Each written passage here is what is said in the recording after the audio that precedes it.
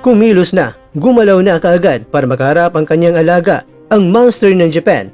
Ano nga ba ang papel ngayon ni Sean Gibbons kay Alan David Ray Picasso Romero? Bakit bigla na lang makalaban si Naoya Inoue sa December 2025 sa Saudi Arabia?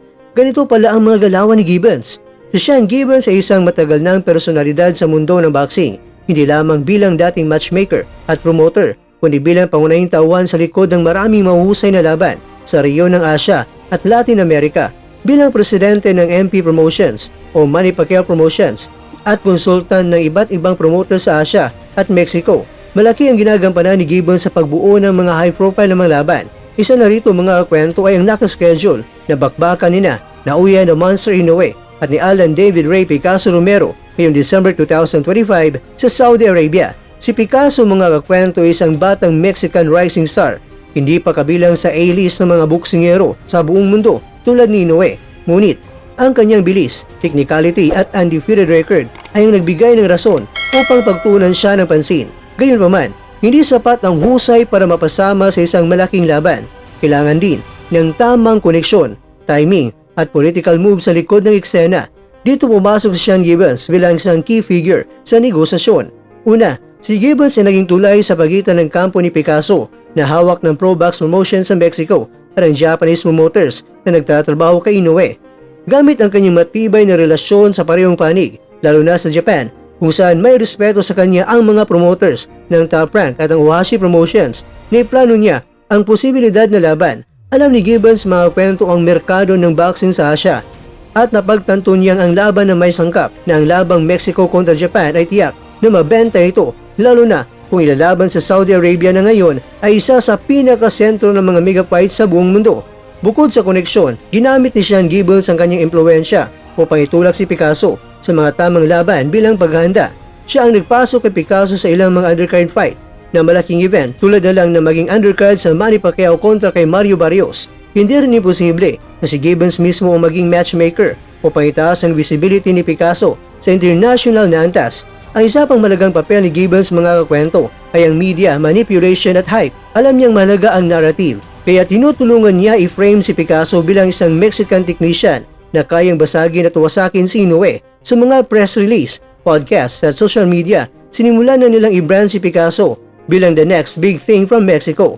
Isang matalinong galaw upang makuha ang atensyon ng mga fans at mga promoters. Nagkaroon ng interes ang Top Rank at Ohashi Promotions dahil sa buzz na ito na pinatibay pa na magandang record ni Picasso. Kaya sa kabuuan mga kwento, ang laban ni Naoya Inoue at ni Alan David Picasso ay hindi lang basta resulta ng performance ng dalawang boksingero. Isa itong produkto ng matagal at matalinong paghahabi ng isang tao sa likod ng eksena at yan ay walang iba kundi itong si Sean Gibbons. Sa pamamagitan ng kanyang koneksyon, kaalaman paano magbenta at estratehiyang pagpapalakas sa profile ni Picasso, naging posible ang isang laban na dati ay mukhang malabong mangyari. Si Gibbons ay hindi lang tagapagpamagitan, siya ang arkitekto sa pangarap ni Picasso na maka-face-off sa isa sa pinakamalakas na pound-for-pound boxer sa kasaysayan.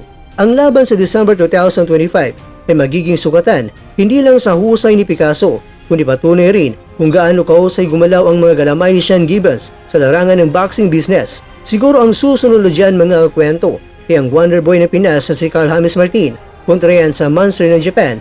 Ang ilalakad niya kaya humanda ka ng Monster ng Japan sa Wonder Boy ng Pinas.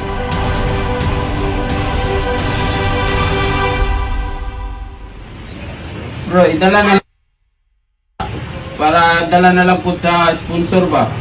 Ipakuha na lang. Mga kakwento, nabanggit na ni Casimero mismo ay isama na rin pati ang sponsor.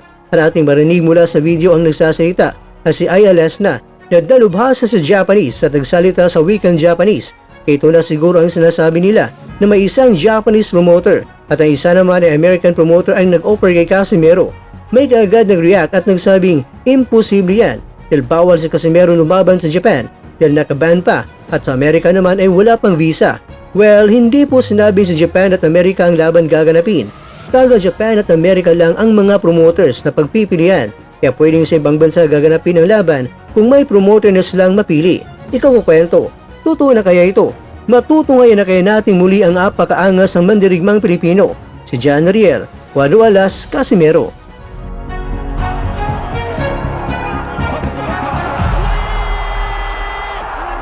promoter.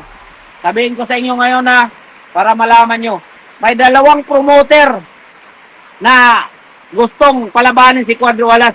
Isa sa US at isa sa Japan. Bro, idala na lang. Para dala na lang po sa sponsor ba? Ipakuha na lang, ipase.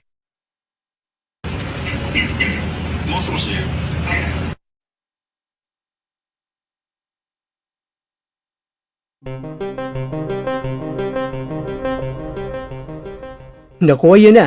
Nagsimula na namang yumanig ang social media at mundo ng boxing lalong-lalo na sa Pilipinas dahil sa mga ibinunyag ng Team John Riel Casimero at hindi lang si Coach Jason at si Kuyang Joseph Rivera ang may pasabog dahil dinagdagan rin ito mismo ng payag ng Angas ng Pinas na si John Riel Casimero.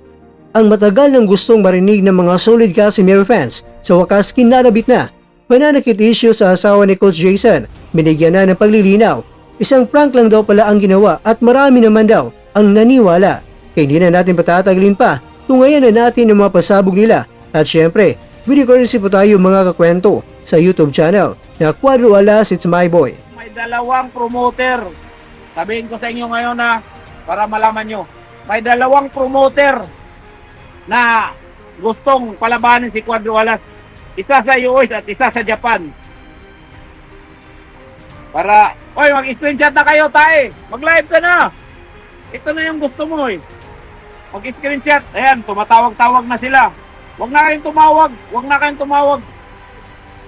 Huwag na kayong magipag-usap. Tumatawag-tawag na sila, yung mga kaibigan ko. Oo, bobo ako. Yun, sinasabi nyo, bobo ako eh. Kayo na yung magaling eh. Bobo ako. Kayo na magaling. Diba, magaling kayo eh. Oo. Pero pinagsasabi ninyo na dahil sa akin, kaya nagaganyan. Hindi po nagkalugmok-lugmok yung buhay namin, guys. Hanggang ngayon, hindi po. At dyan, nagtatapos ang ating kwento.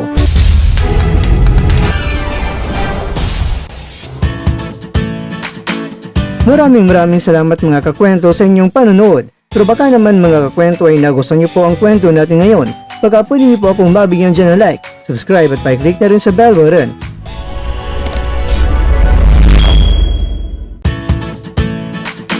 Pero bago tayo tatapos mga kwento, syempre, shoutout po muna tayo dyan sa ating mga kakwento. Kay kakwentong 1D3 Older, kay kakwentong Jocelyn Isdrulon, kay kakwentong Orlan Chua, at kakwentong nanonood ngayon, shoutout sa iyo dyan. Bueno, dito na po muna ang ating kwentuhan at abangan nyo na po ating susunod na video. At dito lang po yan sa isang channel na kung saan maaring ito'y mga kwentong di pa na kwento sa inyo.